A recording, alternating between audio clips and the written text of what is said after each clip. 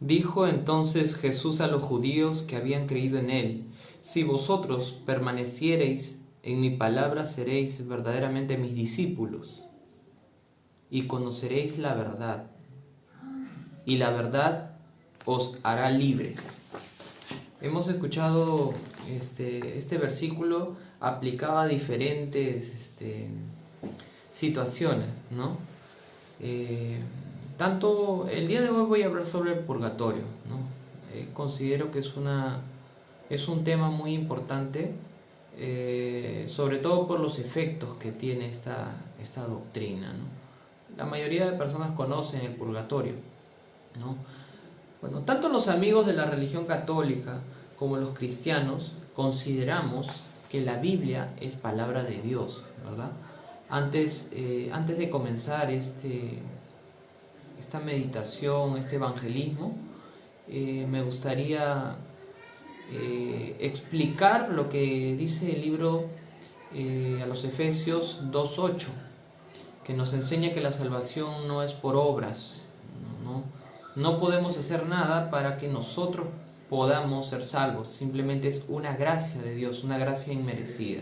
Y dice así el texto: porque por gracia sois salvos por medio de la fe, y esto no de vosotros, no viene de nosotros, pues es un don, pues es un regalo de Dios, no por obras, para que nadie se gloríe.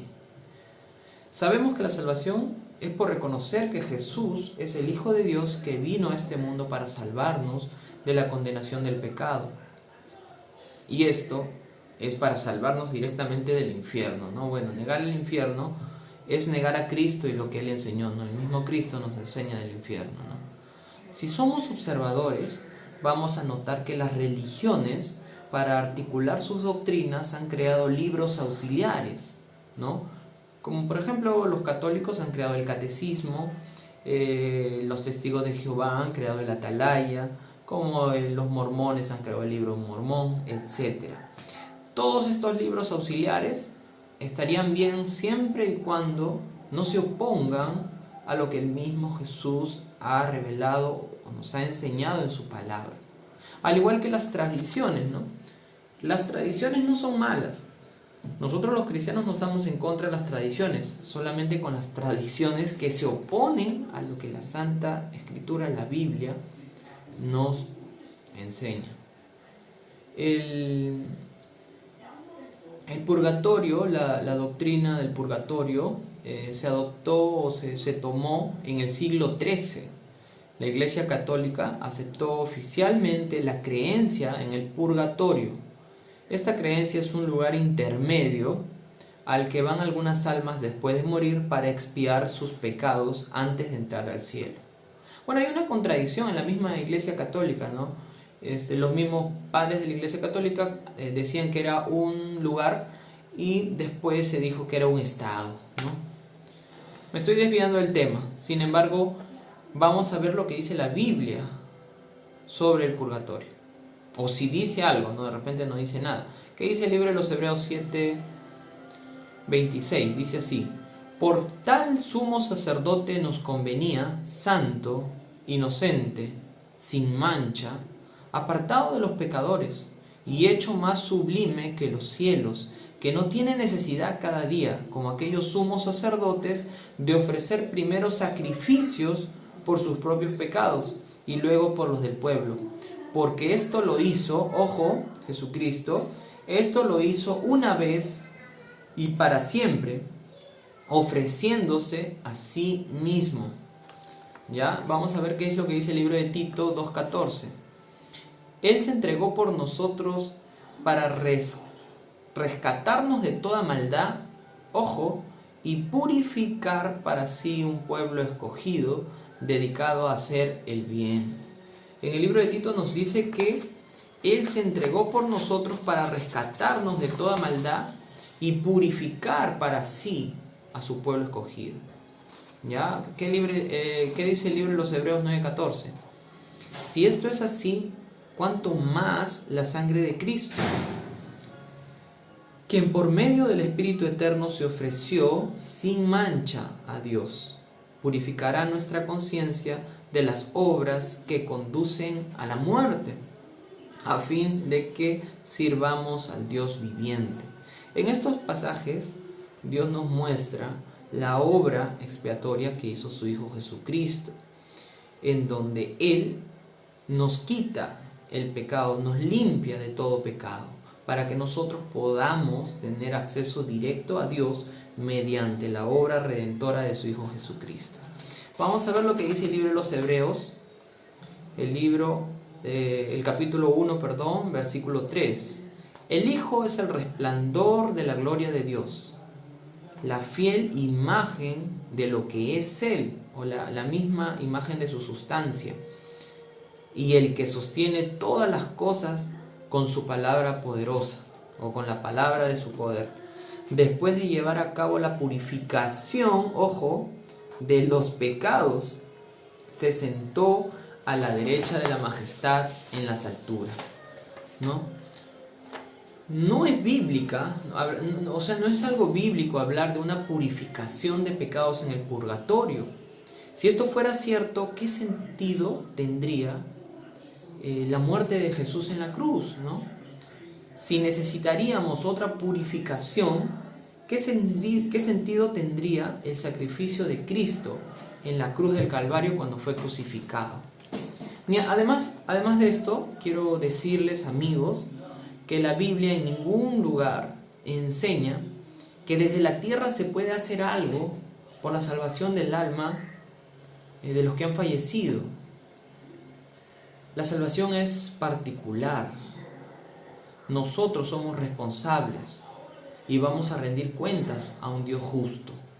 Normalmente citan libros, para justificar la doctrina siempre tiene que tener una base, Lo que se cita son libros apócrifos y versos de la Biblia fuera de contextos, que si los tuviera que explicar, sería entrar en polémica, Pero si ustedes analizan el contexto, se van a dar cuenta que los que usan normalmente están fuera, no tiene que ver con el tema del purgatorio, Ustedes mismos pueden revisarlo, entren a la computadora y se darán cuenta. Esto es obviamente para justificar un dogma, Y un dogma precisamente es algo que no se puede cuestionar, que no se puede problematizar, que no se puede, se tiene que aceptar sí o sí, Dios nos ha dado capacidad y discernimiento para que nosotros podamos entender las Escrituras como lo leí al comienzo, y la verdad nos hará libres, Miren lo que dice el libro a los Hebreos 9, 27. Y de la manera que está establecido para los hombres que mueran una sola vez y después el purgatorio. No, mentira. Que mueran una sola vez y después de esto el juicio. No hay ningún purgatorio aquí, ¿verdad? Al morir uno en Cristo, muere sin deudas, muere limpio de pecado, ya que Jesús pagó todos nuestros pecados y nuestras rebeliones. ¿Y dónde la pagó? La pagó en la cruz del Calvario, clavado en el madero. Otra cosa muy importante es el peligro que desencadena esta doctrina. El peligro de una doctrina antibíblica pone trabas para que las personas se acerquen a Dios, para que las personas se arrepientan, se humillen a Dios y entreguen su vida a Cristo, haciendo que el estilo de pecado more en nuestras vidas. Este video es para eliminar todas esas trabas que hay para que tú te puedas acercar a Dios, para que te puedas acercar a Jesucristo. Ahora pues, dice la Escritura en el libro de Romanos 8, ninguna condenación hay para los que están en Cristo Jesús, los que no andan conforme a la carne, mas conforme al Espíritu. Porque la ley del Espíritu de vida en Cristo Jesús me ha librado de la ley del pecado y de la muerte. Y quiero concluir con el libro a los Hebreos 3:15, que dice así: entre tanto que se dice, si oyeres hoy su voz, no endurezcáis vuestro corazón como en la provocación. Querido amigo, ha sido un gusto mostrarte en la Biblia que el purgatorio no existe, que es una doctrina que no la ha enseñado Jesús, que sus discípulos, sus apóstoles no la han practicado, no la han enseñado. Nosotros hemos ido a predicar el Santo Evangelio de Jesucristo. Nosotros no vamos a poder hacer ninguna obra extraordinaria para poder acercarnos a Dios.